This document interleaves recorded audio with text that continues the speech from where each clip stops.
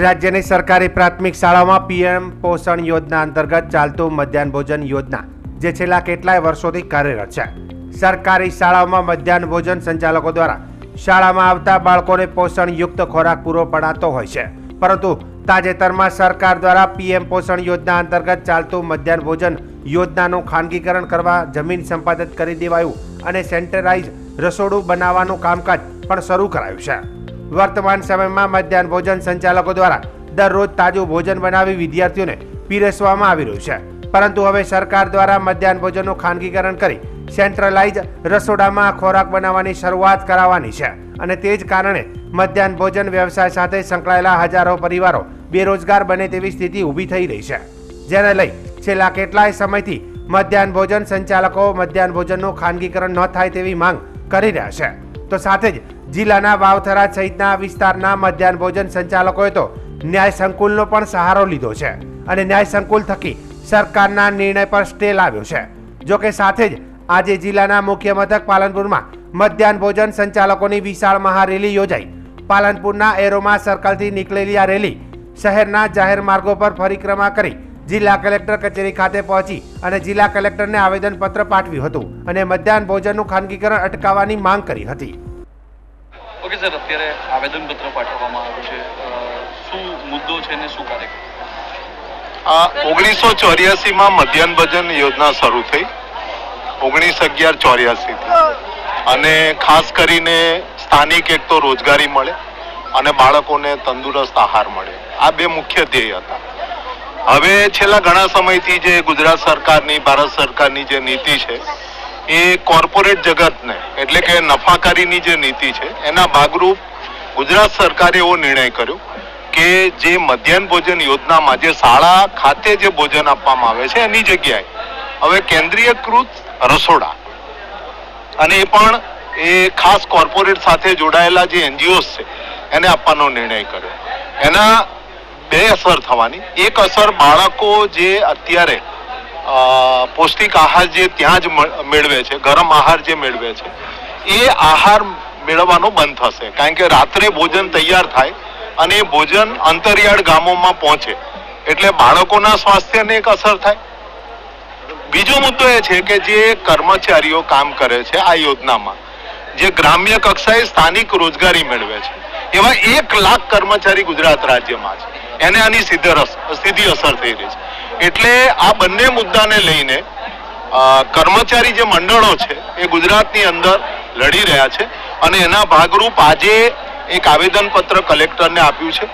બીજી એક વાત એ છે કે અમે લોકો કોર્ટમાં પણ ગયા છીએ અને કોર્ટે આજે કેન્દ્રીયકૃત રસોડા માટેની જે વાત છે એમાં અત્યારે યથાવત પરિસ્થિતિ જાળવી રાખવાનો ઓર્ડર કર્યો છે, એટલે સરકારને એક રોક લગાવી છે। એટલે હું માનું છું કે કર્મચારીઓ અને બાળકો આ બંનેના ભાવિ સાથે એ ભાજપ સરકાર જે છેડખાની કરી રહી છે એ યોગ્ય નથી। બીજું કે 2013માં જે ફૂડ સિક્યુરિટી એક્ટ આવ્યો જેમાં બાળકો અને દેશના નાગરિકોને એક અન્ન એક મૂળભૂત અધિકાર તરીકે સ્વીકારવામાં આવ્યો। હવે આ જે મૂળભૂત અધિકાર છે એને પણ અહીંયા ક્યાંક છીનવી લેવાનો પ્રયત્ન છે અને નફાખોરીના સાધન એવા એનજીઓને સોંપવાની વાત છે, જેનો પણ એક વિરોધ એ બધા જ મંડળો અને લોકો કરી રહ્યા છે।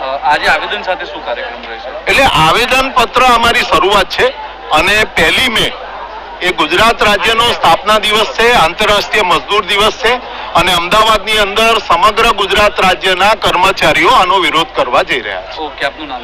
અમરીશ પટેલ, એડવોકેટ। શું કહો છો, કેમ અહીંયા આવ્યો છો, શું નામ છે તમારું? મારું નામ પ્રજાપતિ ઇન્દુબેન પ્રજાપતિ છે।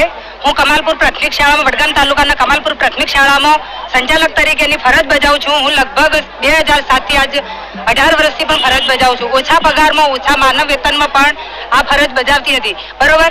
અને ઘણા વિધવા બહેનો પણ છે, તે વિધવા બહેનો છે જે બેરોજગાર બહેનો છે, એમને કોઈને મજૂરી કરતા નથી, કોઈને ખેતર નથી, કોઈને ઢોર ઢોકર નથી, એમને પણ રસોઈ જે 1500 અને 1400 ના પગારમાં પણ તેઓ રસોઈ બનાવીને બાળકોને ગરમ ગરમ પીરસતા હતા, છતાં પણ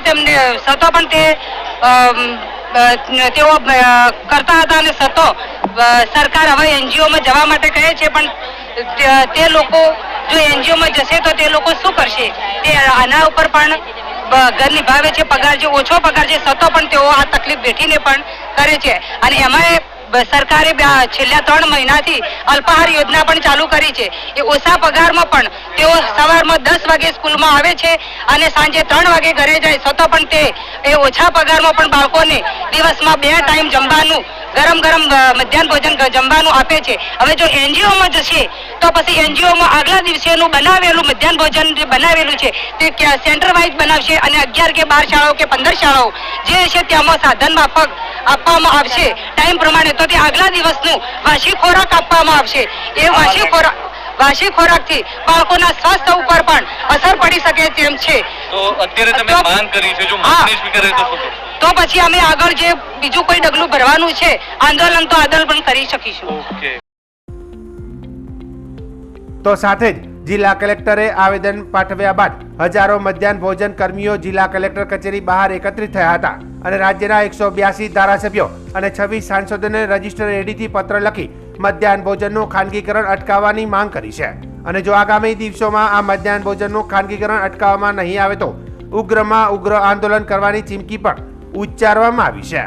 તમારું અને કેમ અહીંયા આવ્યા છો? વાઘેલા શર્મિલાબેન બાબુલાલ, હું નાગરપુરા ગામની છું અને એક સંચાલક છું. અમે લોકો મધ્યમ વર્ગમાંથી આવીએ છીએ. અમારી જે સંચાલકોની માંગ છે કે આ ખાનગીકરણ ના થવું જોઈએ. અને અમારી જે બહેનો છે એ વિધવા, તકતા અને અપંગ બહેનો છે. અત્યારે આ પરિસ્થિતિમાં એ લોકો આ અડધી એ લોકો જાય અને સરકારના એમના ઉપર જો સરકાર સારું જ બહેનોનું ઈચ્છતી હોય ને તો આ લોકોને એમનો હક મળવો જોઈએ, અમારો હક મળવો જોઈએ અમને. અને અમે આ જે ખાનગીકરણ થાય છે ખાનગીકરણ ના થવું જોઈએ અને ખાનગીકરણ રોકવું જોઈએ એવો માર્ગ કહેવાનો થાય છે. અને આ બહેનોનું હિતમાં અત્યારે જે એમનું ભરણ પોષણ છે ને એ બધું આના ઉપર ઓછું માનદ વેતન મળવા છતાં આ લોકો કામગીરી કરે છે તો એ સરકારને એમનો આભાર માનવો જોઈએ. પણ સરકાર એવું આભાર માનતા નહીં અને ઉપરથી આ ખાનગીકરણ કરે છે. તો આ બહેનોનું હિત ચાહતા હોય તો આ ખાનગીકરણ રોકવું જોઈએ. મારી સરકારની અપીલ એટલી છે અને નમ્ર વિનંતી છે કે આ જે બહેનો છે વિધવા, તકતા અને અપંગ બહેનોનો હક ના જાય અને સરકાર એમનું વિચારે એ જ મારી એમનો પ્રાર્થના છે. અત્યારે માંગ કરી છે, માંગ નહીં સ્વીકારે તો શું કરશો? માંગ નહીં સ્વીકારે તો અમે ગાંધી માર્ગે ચીનશું અને આંદોલનો પણ અમે કરશું. અમારા હક માટે અમે લડશું. ઓકે.